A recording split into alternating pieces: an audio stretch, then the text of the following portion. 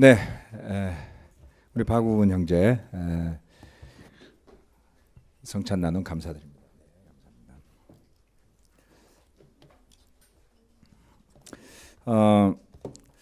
보성에 전 딱 한 번 가봤는데요. 정말 녹차밭 멋있고 아주 마을이 평안하고 아름다웠습니다. 보성에서 온 줄은 몰랐고요. 하지만 용기를 가지고 늘 밝게 우리 가운데 교제하고 그리고 오늘 성찬 메시지는 제자로서 또 제자가 되기 이전에 자신의 부족한 모습들을 솔직하게 나눠주는 아주 믿음에 토대한 나눔이었음을 감사드리고 싶습니다. 감사합니다. 오늘 설교 말씀은 제목이 나는 믿었다 그러므로 말하였다입니다. 혹시 여러분 이 구절을 어디서 읽은 기억이 나시나요? 그렇죠? 이게 어디에 적혀 있는 구절일까요? 우리가 성경을 뭐 여러 번 반복해서 읽다 보면 생각 같아서는 다 알 것 같은데요. 퀴즈에서 딱 이렇게 구절을 물어보면 저기 어디 있었는지 생각이 잘 안 나시죠? 네. 이 말씀은 고린도후서 4장에 나와 있는 말씀인데요. 같이 한번 이 주제를 한번 이야기를 해볼까요? 시작. 나는 믿었다 그러므로 말하였다. 이것이 오늘 주제입니다. 자, 고린도후서 4장 13절로부터 15절 뒤어서 18절까지 같이 한번 읽어보도록 하겠습니다. 자, 다 같이 읽어볼까요? 시작. 성경에 기록하기를 나는 믿었다 그러므로 나는 말하였다 하였습니다. 우리는 그와 똑같은 믿음의 영을 가지고 있으므로 우리도 믿으며 그러므로 말합니다. 주 예수를 살리신 분이 예수와 함께 우리도 살리시고 여러분과 함께 세워주시리라는 것을 우리는 알고 있습니다. 이 모든 일은 다 여러분을 위한 것입니다. 그리하여 하나님의 은혜가 점점 더 많은 사람에게 퍼져서 감사하는 마음이 넘치게 하고 하나님께 영광을 돌리게 하려는 것입니다.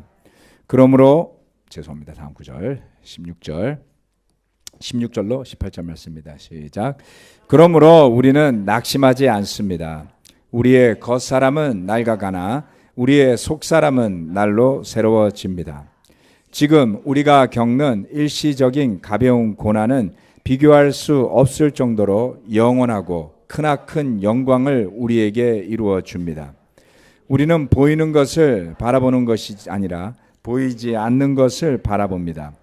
보이는 것은 잠깐이지만 보이지 않는 것은 영원하기 때문입니다. 아멘.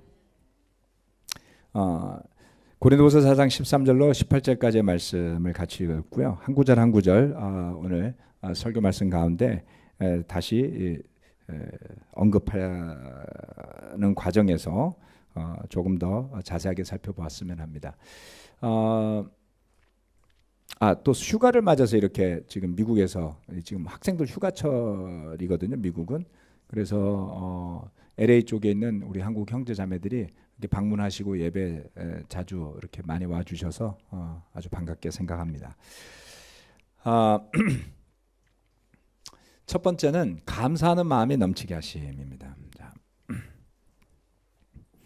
참고로 오늘 세 가지 포인트가 있는데요. 포인트의 연결성은 하나도 없습니다. 그래서 찾으려고 하지 마십시오. 그냥 말씀에 나와 있는 대로 적은 거라서 그냥 쭉 읽어 나가시면 됩니다. 그래서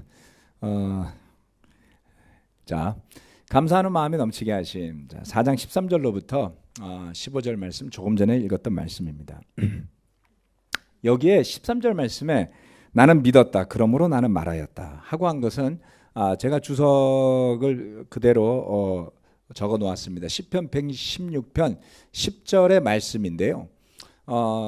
시편 116편 내용 전체는 사실 굉장한 고난과 고통 속에 있는 사람이 울부짖으면서 기도하는 내용 같은 거예요. 그 중에 한 구절을 사도 바울이 인용을 한 겁니다. 이것은 70인역을 인용했다라고 적어놨죠. 그래서 조금 있다가 이 구절을 뒤에 부분에서 조금 더 언급할 때 설명드리도록 하겠습니다. 바울이 뭔가를 전달하고 싶은데 이 시편 말씀을 인용하면서 바로 뒤이어서 14절 말씀에 뒤에 나오는 14절 말씀에 부활에 대한 분명한 신념과 믿음을 고린도 교회 형제 자매들에게 전하는 것을 볼 수가 있습니다. 주 예수를 살리신 분이 14절 말씀이죠. 예수와 함께 우리도 살리시고 여러분과 함께 세워주시리라. 이렇게 이야기합니다. 그는 먼저 말씀을 전하면서 확인을 하고자 한 것 같습니다. 그것은 여러분 부활에 대한 믿음이 있습니까? 이러한 이야기인 것이죠. 우리가 부활에 대한 믿음이 있다면 우리가 여러분과 더불어서 하나님께서 살려주시고 세워주시는 부활에 참여하게 될 것입니다. 그것을 믿습니까? 이렇게 이야기하는 것입니다. 네. 우리도 살리시고 여러분도 살리시고 우리라는 표현은 누구를 이야기하는 걸까요? 바울 자신을 포함한 아마 그 선교팀 목회를 했던 디모데를 포함한 그 팀을 아마 이야기하리라 생각합니다. 부활에 참여하는 것은 나뉘어지지 않죠. 부활에 참여하는 것은 믿음을 가진 식구가 모두 함께 동참하는 것입니다. 그래서 바울은 그 부활을 이야기하면서 하나님께서 우리와 여러분을 함께 세워주실 것이다 라고 표현하는 가운데 의미를 두고 있는 것을 볼 수가 있습니다. 15절 말씀은 뭐라고 했냐면 이 모든 일은 다 여러분을 위한 일입니다 라고 이야기했어요. 세상에서 누군가 여러분에게 이 모든 것은 너를 위한 거야 라고 말할 때 잘 믿기나요? 심지어는 우리 자녀들도 잘 안 믿어요. 내가 이러는 게 나를 위해서 그러는 줄 알아? 다 너를 위한 거야. 그렇게 말씀하신 부모님도 계시죠. 예, 잔소리 다 너를 위한 거야. 잘 안 믿어요, 우리는. 요즘에는 전화도 많이 걸려옵니다. 피싱 전화도 걸려오고 마케팅 전화도 걸려오고 그다음에 선거 문자도 날라와요. 옛날에 처음에 스마트폰을 딱 샀을 때는 누군가 전화 걸어주기를 기다려요. 제발 좀 전화 좀 걸어줬으면 좋겠는데 전화가 걸려와요. 마케팅 전화가 걸려오면 우리는 이제 하도 많이 경험해봐서 알죠. 이 사람이 나를 위해서 거는 게 아니라 자기의 물건을 팔기 위해서 거는구나. 대부분의 마케팅 전화를 끊게 됩니다. 다른 누군가가 여러분에게 친절을 베풀면 그것이 고맙기보다는 이 사람이 왜 나한테 친절을 베풀지? 이 교회에 오시는 분들은 이 사람들이 왜 나한테 이렇게 웃으면서 이야기하지? 그렇게도 생각하시지 않나요? 뭘 원하는 걸까? 맞습니다. 사실 세상에서는 서로의 친절을 베풀 때 다 이유가 있어요. 그런데 사도 바울과 그의 전도팀이 고린도 교회 형제 자매들을 위해서 수고하고 헌신한 것이 바울 자신을 위한 일이었을까요? 그렇지 않았습니다. 그래서 바울은 확신을 가지고 이렇게 이야기했죠. 이 모든 일은 심지어 예수 그리스도의 오심과 죽으심과 부활까지도 우리의 수고와 헌신과 그 모든 것까지도 다 여러분을 위한 것입니다. 왜요? 고린도 교회 형제자매들이 의심이 있었거든요.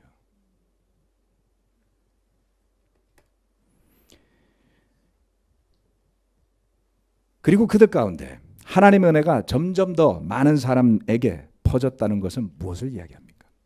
그렇게 헌신하였을 때에 하나님의 은혜가 더 많은 사람에게 퍼졌어요. 더 많은 사람이 복음을 받아들게 되었습니다. 더 많은 사람에게 감사하는 마음이 넘치게 되었고, 그래서 그런 일로 하나님께 영광을 돌릴 수 있도록, 즉 고린도 교회 형제 자매들이 하나님 안에 영광스러운 모습이 돼서 그 모습이 하나님께 영광이 되도록 하고자 하였다라고 이야기하고 있습니다. 여러분, 고린도 교회는 놀라운 일이 참 많이 일어났어요. 바울이 고린도 교회에 전도를 하러 간 것은 사도행전 17장, 18장을 나중에 보시면 나옵니다. 사도행전 강해 때 좀 더 자세한 설명을 드리도록 하겠습니다. 바울이 전도를 아테네에서 했어요. 아테네에 갔더니 사람들이 그를 이상한 사람 취급했습니다. 물론 다른 도시에서 그를 핍박하는 일들도 있었지만 대부분의 경우에는 굉장히 궁금해하면서 복음을 듣거든요. 그런데 아테네 사람들은 질문도 많았고요, 생각도 많았고요, 논쟁도 많았습니다.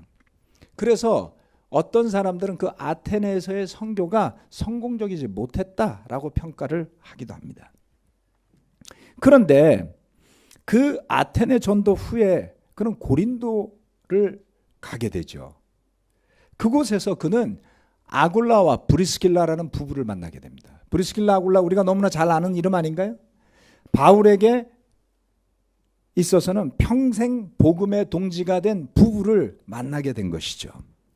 그리고 그 아굴라와 브리스길라 부부는 후에 에베소에서 아볼로를 제자로 삼습니다. 이 아볼로는 고린도 교회에서 신도들 간에 논쟁이 벌어지고 분열 다툼이 있었을 때에 지도자들은 나뉘지 않았어요. 교회가 견해가 갈렸을 때 그 중에 한 축을 담당하는, 그쵸? 아볼로파가 나왔잖아요. 똑똑한 사람이었습니다. 그도 이 고린도 교회를 통해서 연결되어서 에베소에서 제자가 된 사람이었습니다. 또한 바울은 1년 6개월이라는 긴 시간을 고린도에 머물며 복음을 전하고 가르쳤습니다. 바울이 한 교회에 이렇게 오랫동안 머물렀던 교회가 과연 몇 개나 있을까요? 바울에게 있어서 아주 특별한 머무름의 시간은 안디옥 교회라고 들 수 있을 것이고요. 그리고 그가 두란노 서원에서 2년간 가르쳤다라고 이야기를 했습니다. 그리고 그것을 제외하고서는 기간이 명시된 데는 이 고린도 교회밖에 없는 것 같습니다. 물론 에베소에서도 상당 기간 있었던 걸로 보이지만 바울에게 있어서 이 고린도 교회가 아주 특별한 교회였음을 알 수 있지 않을까요? 그런데 바울이 이야기하고자 하는 것은 우리에게 감사가 넘칠 만한 이유는 다른 것 때문이 아니라 주님의 부활에 함께 동참하고자 하는 기대 때문이다 라고 이야기를 하고 있습니다. 우리가 날마다 우리 삶에 감사할 수 있을 만한 일이 많이 있죠. 우리가 누리는 번영에 대해서, 우리가 날마다 먹을 것과 입을 것이 있는 것에 대해서, 또 자주 종종 나이가 들어갈수록 건강한 것에 대해서, 그렇죠? 예. 그러나 가장 중요한 것은 이 세상에서 우리가 누리는 것들이 아니라 궁극적으로 하나님께서 우리를 주님의 나라에서 다시 살리시고 세우실 것이란 믿음인 것이죠. 바울은 그렇게 이야기했습니다. 만약에 우리가 바라는 것이 이 세상뿐이라면 우리는 가장 비참한 사람들입니다. 부활이 없다면, 그렇죠. 하늘나라에 대한 소망이 없다면 우리는 가장 비참한 사람들입니다. 왜요? 그는 그것을 위해서 모든 걸 다 버렸기 때문이었어요. 종종 우리가 그런 이야기를 하는 경우가 있지 않았나요? 저는 저의 젊음을 이 교회에서 다 바쳤습니다. 왜 그렇게 이야기하겠어요? 너무 열심히 일해가지고 돌아보니까 남은 게 없어요. 내가 그 시간에 내 스펙을 하나라도 더 쌓았다면 더 좋은 직장에 갈 수 있었을 텐데, 내가 헌금으로 낸 그 많은 금액의 돈을 갖고 있었다면, 물론 그럴 가능성은 없어요. 여러분 다 쓰니까. 생각이 그렇게 된다는 뜻이에요. 그랬다면 전셋값에 조금이라도 보탤 텐데, 내가 남들을 위해서 희생했던 그 시간들을 나를 위해 썼더라면 이런 후회는 없을 텐데, 그런 생각 해보신 적 없습니까? 왜요? 하늘나라를 바라보지 않고 부활에 대한 소망이 없으며 이 땅만을 바라보면 저와 여러분은 불쌍한 사람들이에요. 뭘 이루었습니까? 뭘 얼마나 성취했습니까? 세상이 여러분을 얼마나 알아주던가요? 세상 저 아무도 몰라요. 나가면 사람들이 별로 대화하고 싶어 하지 않는 사람이 목사예요. 굉장히 불편하게 생각해요. 저는 제 자신을 목사라고 생각하지 않습니다. 그냥 한 인간이라고 생각하고 한 사람이라고 생각하고 제자 중에 한 사람이라고 생각하지만 무슨 일 하시는데요? 예, 교회에서 목사입니다. 굉장히 불편해요. 내가 복음을 위해 살지 않았더라면 사람들이 좀 더 다가가고 싶은 사람 되지 않았을까요? 뭔가 좀 더 나눠줄 수 있는 사람이 되지 않았을까요? 그런데 그게 무슨 소용이 있겠습니까? 우리가 진정으로 바라는 것이 주님께서 우리를 다시 살리시는 날 하나님 안에서 함께 세워지는 일을 기대할 수 있다면 그런 것은 아무런 의미가 없지 않나요? 네. 여러분 성공하고 싶은데 이 자리에 앉아 계시다면 잘못 오신 거예요. 유명해지고 싶은데 이 자리에 앉아 계시다면 여러분 번지수를 잘못 찾았습니다. 그거 가르쳐주는 교회 대한민국에 많습니다. 그거 가르쳐주는 조직 대한민국에 많습니다. 이 자리에 오셨다면 이 세상에 성공하는 법이 아니라 이 세상을 버리고 주님 안에 세워지는 법을 배우고자 하시길 부탁드립니다. 그것이 감사하는 마음을 넘치게 하는 바울이 전하는 비결이었어요. 두 번째, 낙심 없는 인생. 바울이 뭐라 하냐면 우리는 낙심하지 않습니다. 이렇게 해야겠어요. 고린도서 4장 16절 말씀 읽어볼까요? 시작. 그러므로 우리는 낙심하지 않습니다. 우리의 겉사람은 낡아가나 우리의 속사람은 날로 새로워집니다. 아멘. 공감하십니까? 그런데 역설적으로 우리 삶에는 낙심할 일이 너무 많아요. 이번 한 주 동안 여러분을 낙심케 하는 일이 있지 않았나요? 무엇 때문에 낙심할까요? 여러 가지가 있습니다. 첫 번째, 뜻대로 일이 되지 않아요. 내가 기대한 대로, 여기 뭐 자영업 하시는 분들도 많고 다양한데요. 직장 다니시는 분들도 많고 기대한 대로 뭔가가 이루어지지 않아요. 그러면 낙심이 되지요. 서로 간의 관계 속에서 상대가 내 마음을 잘 몰라줘요. 얼마나 이런 일이 많습니까? 여러분 우리가 이 교회 안에는요 관계가 너무 많아요. 그거 아세요? 제가 오늘 주일학교 계단을 올라가면서 문득 생각해 봤어요. 중학교 때 내 친구가 몇 명 있었지? 한 5명 있었던 것 같아요. 동네 친구, 학교 친구. 그거 이상 놀기도 힘들어요. 학생이 친구가 10명이 있어서 일주일에 1시간만 보내도 10시간 놀아야 되잖아요. 여러분 그러실 수 있나요? 정신 사납잖아요. 제가 고등학교 때도 생각해 보면 늘 가깝게 친하게 지냈던 친구들은 손가락으로 꼽아요. 손가락을 넘어갈 만큼 많지는 않았어요. 그 정도로 정신 사납게 살지는 않았던 것 같습니다. 그런데 이 교회 안에는 관계가 너무 많아요. 바이블톡 식구만 해도 몇 사람이에요? 바이블톡 식구만 있습니까? 바이블톡을 인도하거나 그러면 바이블톡 인도자 밑에 또 50명이 있어요. 집사님들도 막 있어요. 그 관계 속에서 상대가 내 마음을 잘 몰라줄 가능성은 얼마나 높은가요? 내 와이프도 내 마음을 잘 안 알아주시는 분들 많을 텐데요. 내 남편도 내 마음을 잘 헤아려주지 않을 텐데요. 뭘 기대하시나요? 낙심되죠. 여러분 세상이 나를 배신하고 있는 것 같이 느낄 때 없습니까? 요즘에 우리나라를 표현하는 단어 중에 하나가 욱이에요. 욱. 예? 욱하는 세대다. 요즘 젊은 애들은. 욱하는 세대라는 거예요.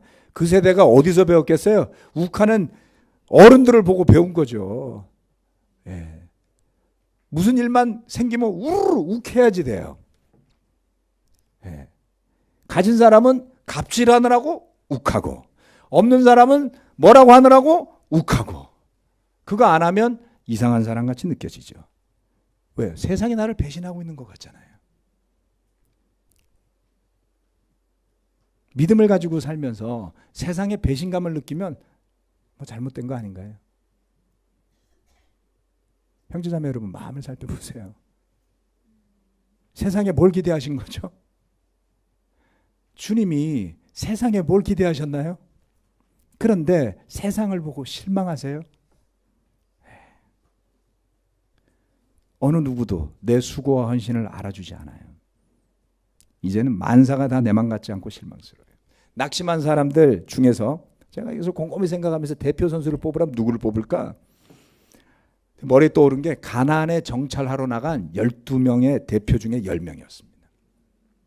이스라엘의 12부족 가운데 가나안의 약속의 땅을 점령하러 가기 전에 막 이집트에서 탈출해서 아직도 열정으로 가득 차 있던 그 시기에 부족 간의 대표를 뽑았습니다. 그래서 젊은 12명이 뽑혔죠. 여러분, 여러분이 부족의 대표로 뽑힌다면 얼마나 대단한 거예요. 그렇죠? 뭐 대표 해보신 적 있나요? 혹시 뭐 뽑혀보신 적 있나요?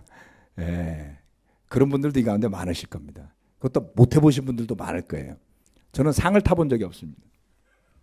개근상 말고. 그런데 이들이 부푼 기대를 안고 나갔는데 그 땅에 갔더니 절반은 정말 기대 이상이었어요.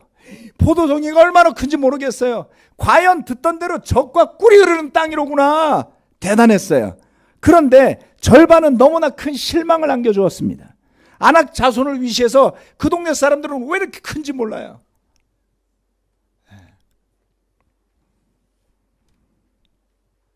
성벽으로 무장되어 있습니다.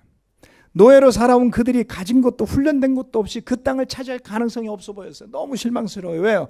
그 땅은 너무나 좋은데 가질 방법이 없어.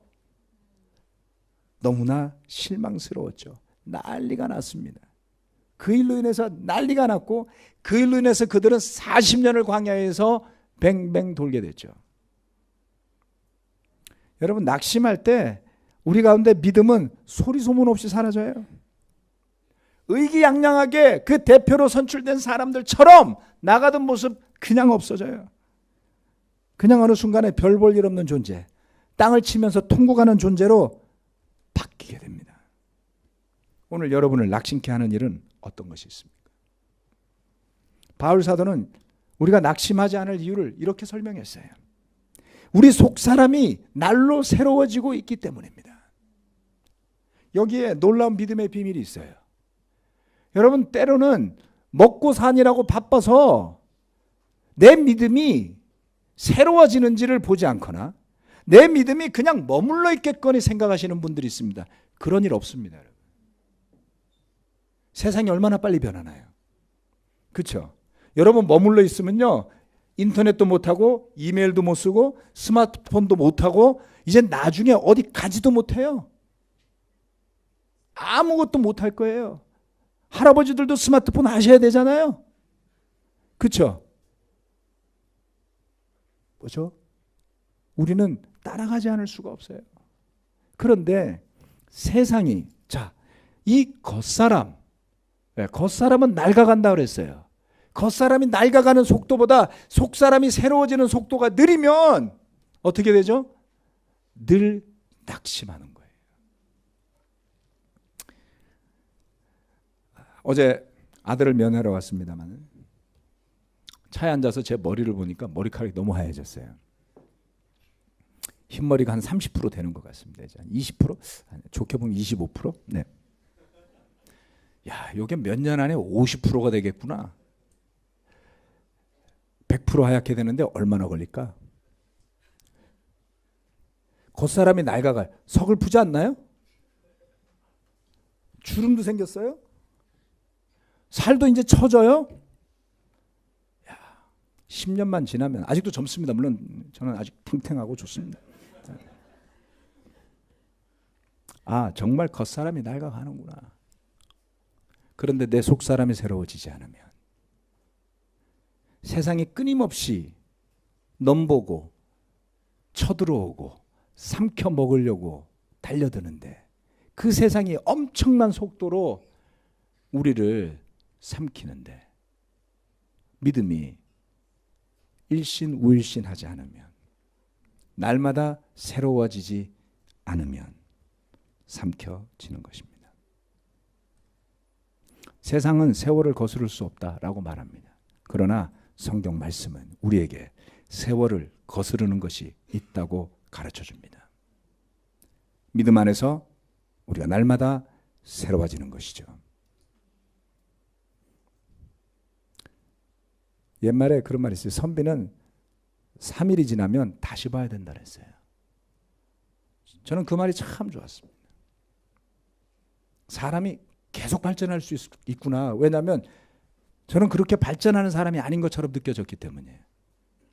3일을 내가 변화할 수 있다면. 여러분, 우리가 서로를 보면서 주님 안에서 날마다 새로워지면 3일 지나서 다른 사람이 될 수 있지 않나요? 와우, 이 사람이 이렇게 믿음 안에서 또 변하다니. 똑같을 거라고 생각하지 말아야 됩니다. 우리가 낙심하지 않을 이유는 첫 번째로 주님 안에서 부활을 기대하기 때문이요. 두 번째로 우리의 영적인 존재, 즉 속사람이 날로 새로워질 것이기 때문인 것입니다. 아멘. 세 번째, 보이지 않는 것을 바라보는 믿음입니다. 4장 17절 18절 말씀입니다. 같이 읽어볼까요? 시작.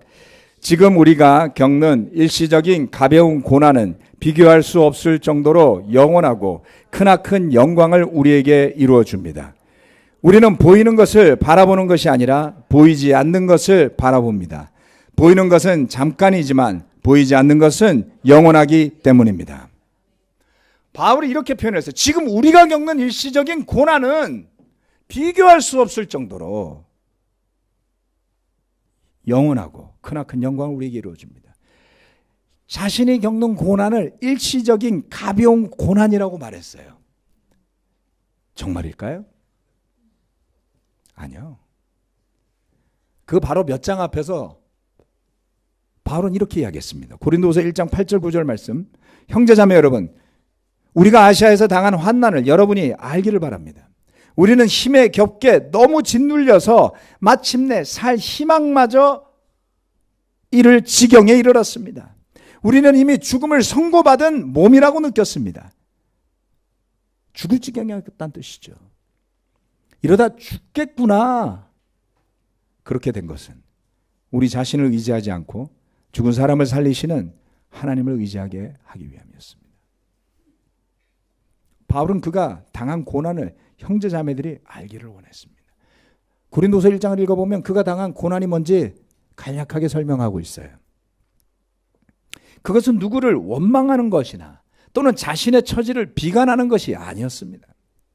그와 그의 선교팀에게 닥친 환난과 고난 그 자체만을 본다면 차라리 사는 것보단 죽는 게 낫겠구나라는 생각이 들 정도로 강렬한 것이었던 것 같습니다. 그런데 그가 그토록 살 희망도 없을 지경에까지 처해서야 얻은 교훈이 있었어요. 여러분, 그 정도까지 가지 않으면 우리는 이 교훈을 못 배우는 것 같습니다. 내 의지가 충만한,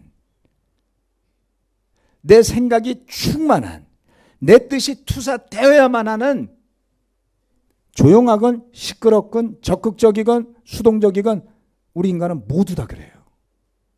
자기 의지를 관철시키려는. 갑질하는 사람만 그럴까요? 아니요. 그 사람을 비난하는 사람도 똑같습니다. 우리 모두 다 자신의 의지를 관철시키려는. 그래서 주님이 온전하게 사는 게 아니라 내가 온전히 살아있는 존재들로 살 때가 대부분 아닌가요?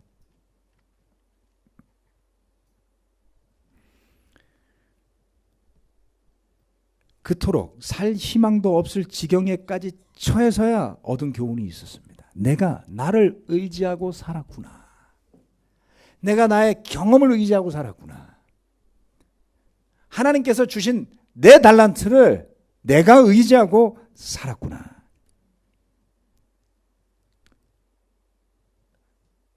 죽겠구나 싶은 순간 앞에서야 비로소 그는 자신을 내려놓습니다. 주님을 의지하게 되었고, 그리고 나서야 비로소 그 고난이 일시적이고 가벼운 것임을 알게 된 것이죠. 여기 지금 고등학교 3학년 학생들이 여럿 있습니다. 고등학교 1학년 학생들도 있어요. 요즘 공부하는 환경이 옛날보다 더 어렵다면서요. 맞습니까? 저희 때는 다행히도 학원을 다닐 수가 없었어요. 그나마. 그런데도 죽을 것 같았습니다. 정말 고3은 저주받은 1년이라고 생각했어요. 요즘 고등학생들도 그런 느낌을 받죠. 그렇지 않나요? 여러분에게 고난이 있습니다. 그런데 그 고난이 가볍구나라고 말할 수 있을까요? 죽겠죠. 그런데 바울은 처음에 읽었던 4장 13절 말씀에서 시편 116편을 인용했다 그랬죠. 시편 116편 10절 말씀을 현대인의 성경은 이렇게 번역했습니다. 내가 믿었으므로 말하였다. 나는 큰 고통을 당하고 있다.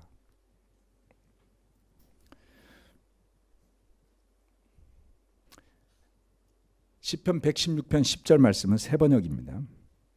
내 인생이 왜 이렇게 고통스러우냐 하고 생각할 때에도 나의 믿음은 흔들리지 않았습니다. 새 번역 성경은 이렇게 이야기합니다. 영어도 비슷합니다. I trusted in the Lord when I said I am greatly afflicted. 내가 큰 고통을 잊고 있구나 라고 말하는 그 순간에도 나는 주님을 믿었습니다. 이렇게 이야기를 하고 있습니다. 시편 116편 3절 4절 말씀을 제가 읽어드리면 이렇습니다. 죽음의 올가미가 나를 얽어매고 수월의 고통이 나를 엄습하여서 고난과 고통이 나를 덮쳐올 때에 나는 주님의 이름을 부르며 주님 간구합니다. 이 목숨을 구하여 주십시오 하였습니다. 죽음 같은 고통 앞에 놓여있는 사람의 기도였던 거예요. 바울이 인용했던 성경 구절은 이것이었습니다. 바울이 이 시편 말씀을 인용한 충분한 이유가 있었던 것이죠.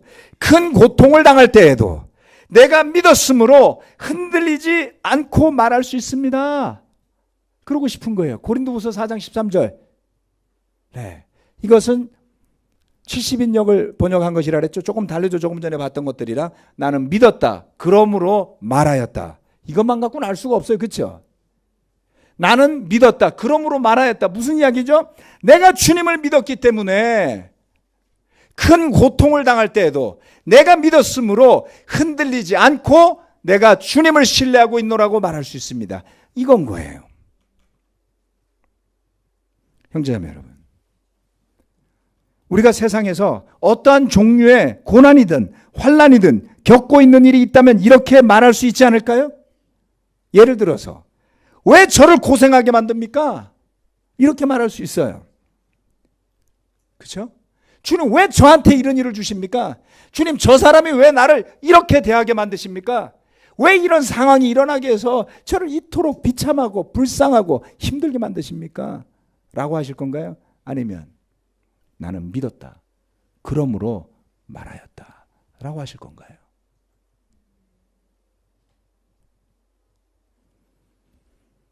우리가 바라보는 것은 보이는 것이 아니라 보이지 않는 것이며 이 세상에서의 충족과 만족이 아닌 오직 우리 주 예수 그리스도와 아버지 하나님과 함께 주님의 나라에서 영원히 누릴 영광스러운 삶이 아닙니까?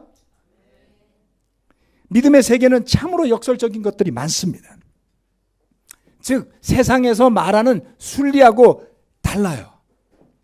우리가 생각하는 순리라는 건 내 생각대로 되는 것들이에요. 그렇지 않나요? 내가 보기에도 끄덕끄덕 하는 것들이에요. 그런데 믿음의 세계는 끄덕끄덕 되지 않는 거예요.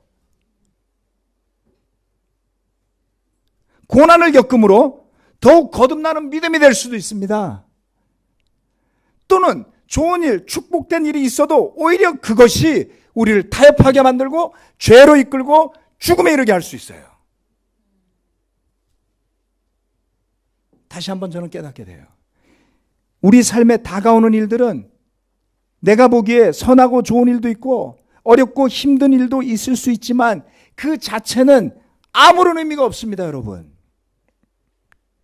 무엇이 다가오건 간에 그것을 소화해내고 그것을 헤쳐나가게 하는 것은 믿음이지 그 일의 좋고 나쁨이나 내 생각대로 되고 말고가 아닌 것이죠. 어느 누구도 장담할 수 없을 겁니다.